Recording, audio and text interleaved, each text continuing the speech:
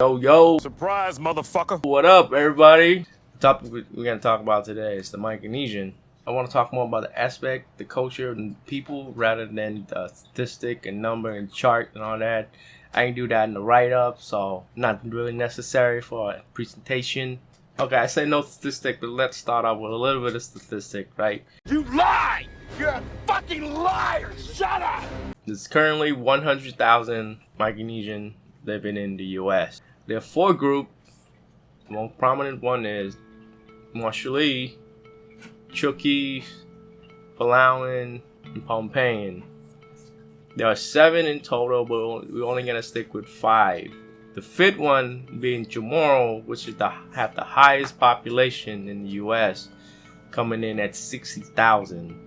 The others account for 30,000 total in the U.S.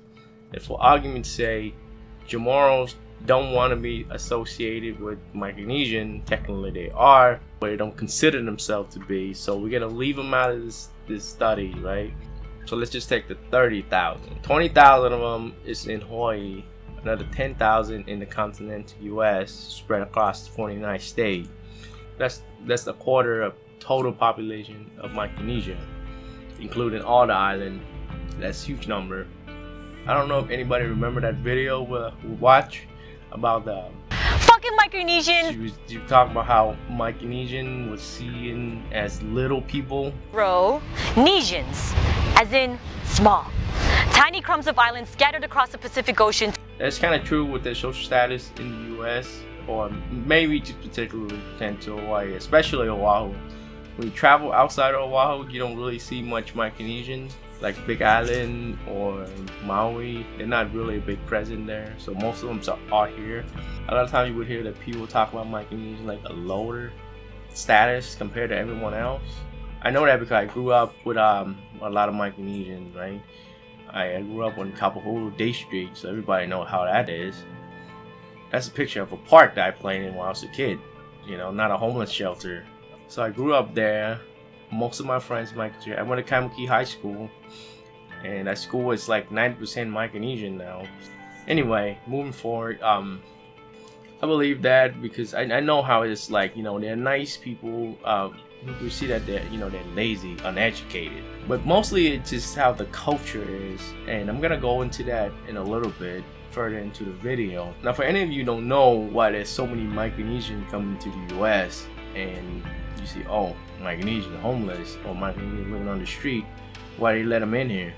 Well, if you didn't know, the U.S. kind of nuked the island pretty bad, the 40s and the 50s. Estimated about 7,000 Hiroshima bombs were dropped on the Marshall Island within the testing period, and kind of like the whole region is contaminated and bringing up a lot of disease, especially cancer-causing disease. Speaking of disease, 37% of the Micronesian population have diabetes, compared to the national U.S. rate, which is like less than 10%. Where does that come from?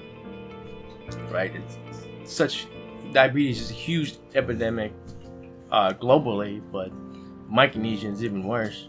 Going back to the part where people's not really educated properly, like what you asked, like what education had to do with nutrition and diet and diabetes. Well, even for most of us who been educated, even to college level, nobody ever taught you what to eat. You say, oh, vegetable good, and everything else is pretty much bad. Not really a lot of detail into that aspect. Remember a story about my friend telling me when he first got to the U.S. He said this is like the most food he have ever seen in his life, and by opening the fridge, that's the first thing he's seen. Not even the supermarket, just his fridge at this house. Back on the island where he lived, if you want to eat, you want dinner, you gotta go and grab it yourself. You gotta go fish, you gotta hunt wild boar, you gotta harvest roots and all that. Then said agriculture never really took off in Micronesia, so people depended on the land, living off the land, like a lot of native Hawaiian do nowadays. So when you come from a culture where you eat whole food every day, like catch your own fish, make it grow your own vegetable, and now you come here like, oh great, white bread, sugar, refined carbohydrate, and all this thing tastes good. And I'm not gonna lie, I mean, look at me, look at my chin. This shit tastes good. So eat it up, not really knowing the consequences, because back home, eat all the food you want, right? You're not gonna get fat from whole food until the introduction of Western diet, where soda, grease, and salt. The culture, big aspect that I want to talk about, right? I think this is why a lot of Micronesian is being misinterpreted as a bad reputation of being on social welfare, not working very hard, and being homeless. And although three are kind of true, but the reason why is not because they're lazy in nature. Micronesian culture is all about the community, right? It's not about making that much money. It's not about buying big houses, driving a nice car. Typically don't care about that in that culture. Why would you work 40 hours a week when you can work 20 hours a week, collect social benefits, and have all the fun you want? It's about how much time you can spend with them, how much fun you can have, and not about increasing your economic and social status. And this hit me pretty hard. I always knew that was the case, but I didn't actually see it in action just last week. One day I wake up, 7 o'clock in the morning, shit, shower, shave, and I head to work. Right, get there 8 o'clock, work all the way to 4:45, go to class until 8:15, drive home. And on my way home, I stopped by my friend's house. He was from Micronesia, and I needed his help for a project that I was doing for a different class. It was about the Micronesian culture, and I see him. He had 4 kids. He played with the kids. He lived in a modest-sized apartment on Day Street. He's just having fun. I was talking to him, and I was like, "What do you do now?" He's still working at the same place. He's working in high school. He worked at Rainbow Drive-In. And this guy's not dumb. He worked 30 hours a week just enough so he can get medical insurance. He's a smart guy. For a Micronesian, He got an electrical engineer degree from UH.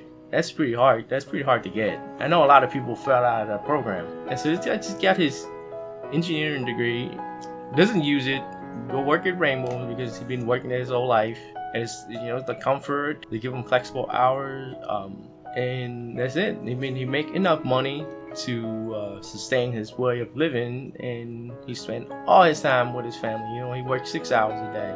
I'm looking at myself. When I got home, it was like 9:30, and I was so tired. I didn't even shower. I just take off my clothes and went straight to bed. And the next day I woke up, I was thinking, man, what am I doing?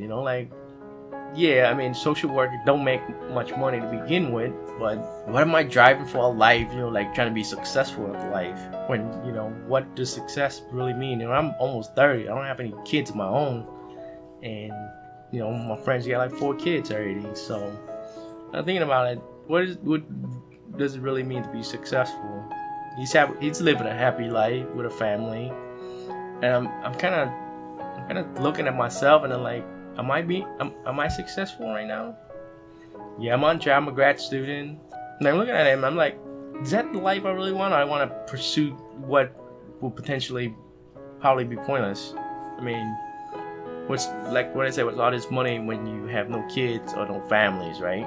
That's hit me pretty hard when I saw how he was living, and honestly, I kind of want a life like that.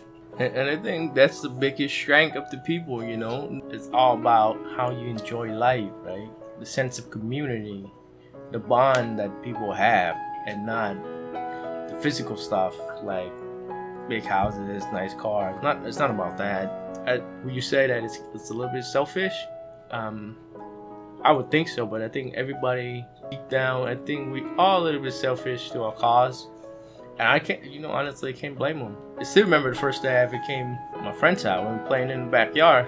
I was shocked when his dad came down with like a pot of rice, a huge plate of food, and we all eating with our hands, dirty hands. And and at that point, I kind of feel like the sense of how these people are, they're all about harmony.